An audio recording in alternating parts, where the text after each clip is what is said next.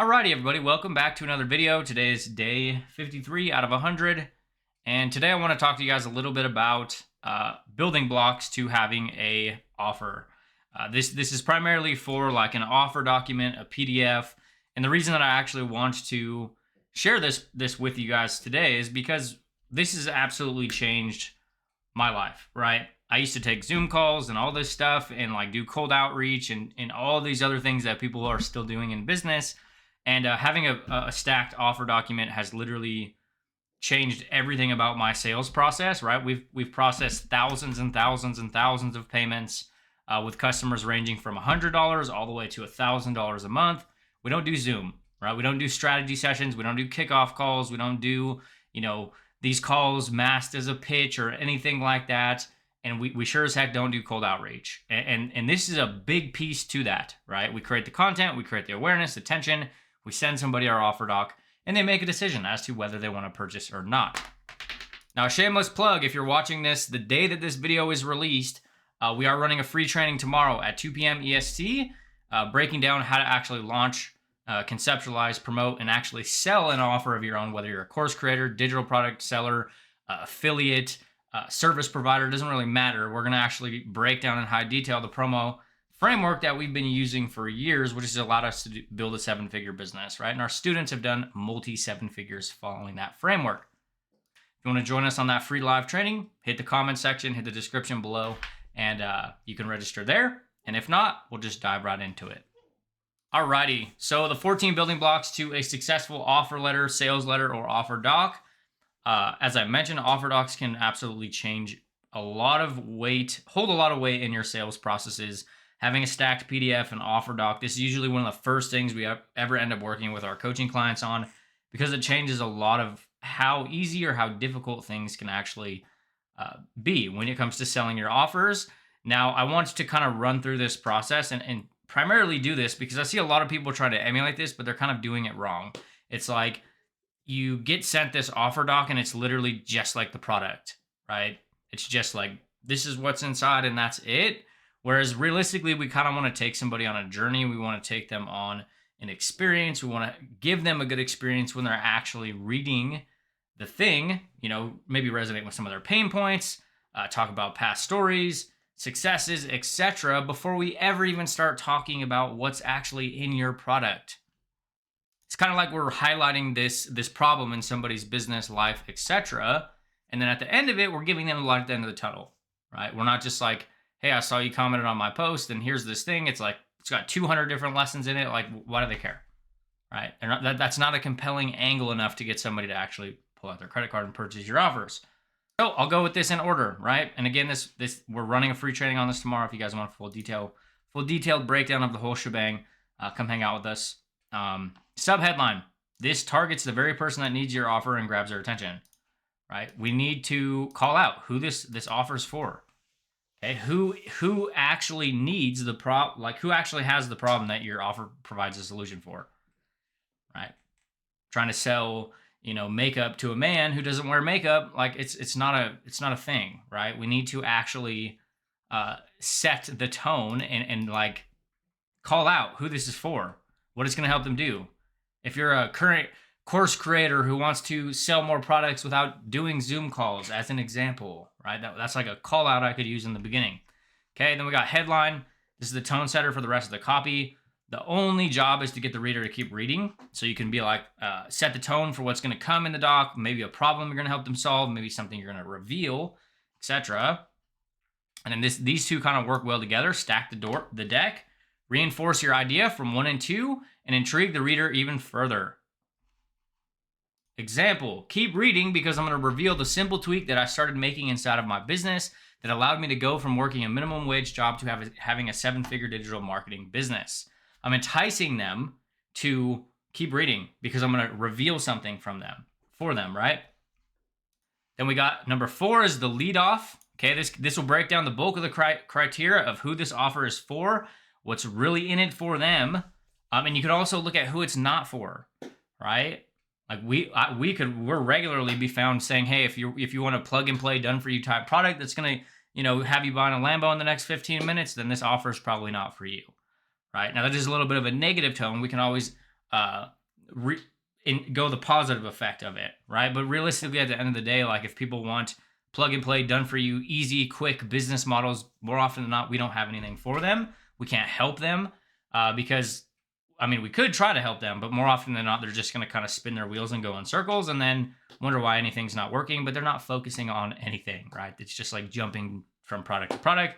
But this is like the lead off, right? As I just mentioned. So the body, number 5, carries the hard hitting weight of the entire offer letter, which will carry on the elements below, right? So we can look at like baking all 5 of these into, you know, a story, an example, a previous position, a previous place that you've been, right? And this could be literally all of these steps right here could literally be 2 sentences, right? It doesn't have to be one sentence, one sentence, one sentence. It's like when you've done more of these actual styles of offers, then it becomes easier. But you want to try to entice them and get them into the actual point of reading, and then making their way through the actual thing. Then we got number 6, number 5. Sorry, the body. No, I think I just did that. Yeah.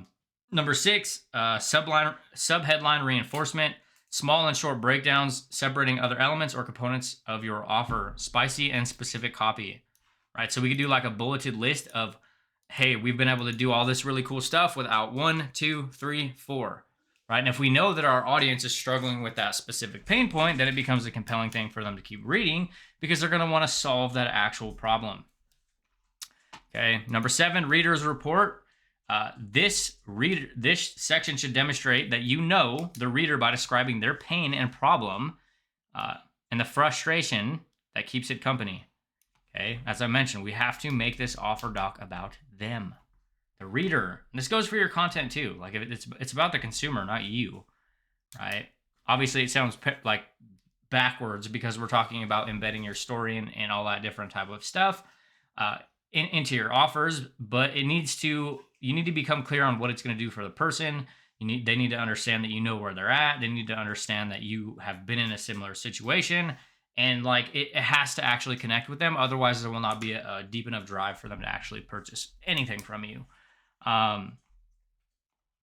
Okay, number 8, bullet points. This could be short, punchy statements, preferably things that you know that they want. Example, types of results, freedoms, clarity, productivity, certainty, or anything that is directly desired that they can accomplish with your offer. As I just mentioned, what are they going to get out of it? What is the actual thing that they are going to get? Right? Where are they going to go? It's really the only reason why people ever purchase anything is because they want to go somewhere in business. They want to go somewhere in life. They want to fix a problem. People go to counseling for marriage because they want to fix their marriage, as an example, right? You are fixing something you're fixing something inside of their business, or helping them fix something inside of their business behind the entry of your paid programs. Next up, we got credibility. Okay, briefly explain how this will work for them and why they should listen to you. Right? If you don't got a bunch of results of your own, don't go out there and promise people that they're going to make $1 million if you haven't made $1 million. Right? I don't tell people that I've built a 7-figure business because I haven't built a 7-figure business. I have. And I don't say that our students have done millions of dollars in sales if they haven't. Okay, we have tracked awards, and that's probably undercutting how much client success we have. But don't fucking lie. Don't be unethical and talking about, hey, you know, I make $1,000 a day and I started yesterday if you haven't even made $1,000, right? Credibility. Like, why should they listen to you? Who have you helped? What are some of the community wins that you're a part of, right? This is a big one. If you're a part of other things, if you're a part of in a program and they are generating wins, share those. Hey, I'm a part of a community that's helping students do X, Y, Z, and I'm on the path of doing that myself. It's a very easy way to level up by association without having to be unethical or talking about all of this stuff that you actually haven't done in life and business. Testimonials, after this, perfect time to anchor in a proof of concept via a real client or customer result to validate your solution, or that the offer does what it says it's going to do for somebody. So this is a good, you could also do community results, but if you have any testimonials, right? So if we're talking about, hey, so like baking these two together, hey, this is the offer launch process that we personally use to turn a single Google document into over $690,000 in sales in the last 2 years.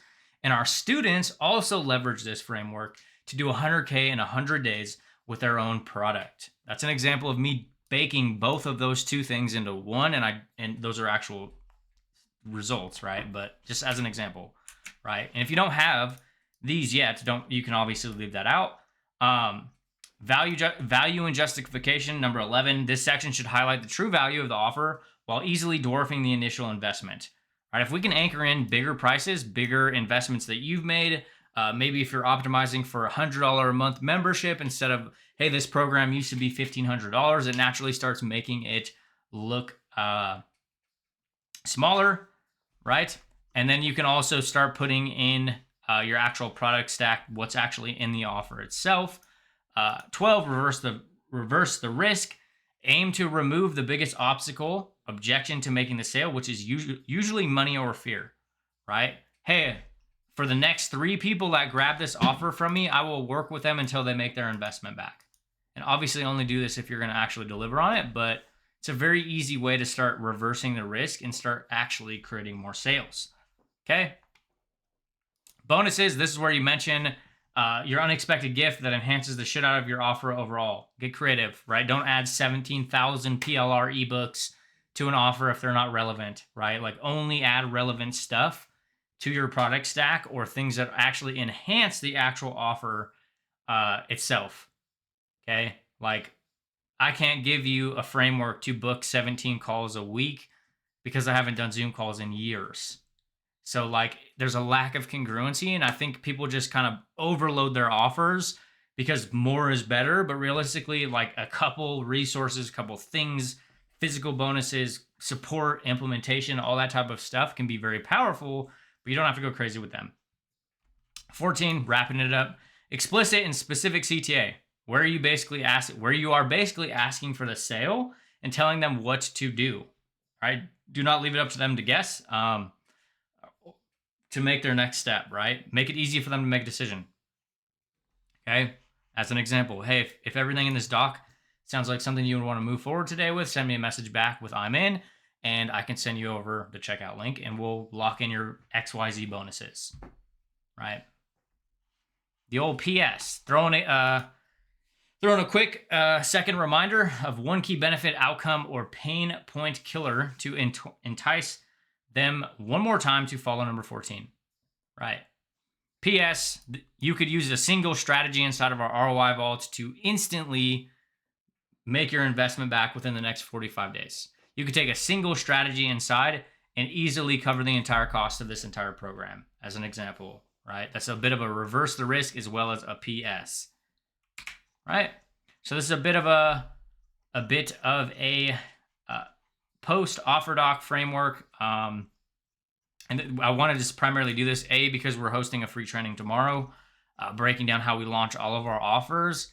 But I also see a lot of people kind of like wanting to do this process in their business, but they kind of do it not incorrectly, because it's not something that I conceptualized for a long time. But if we want to utilize an offer doc to sell for us in our business, we have to write them intentionally and not just like writing a document that's like, hey, buy my product,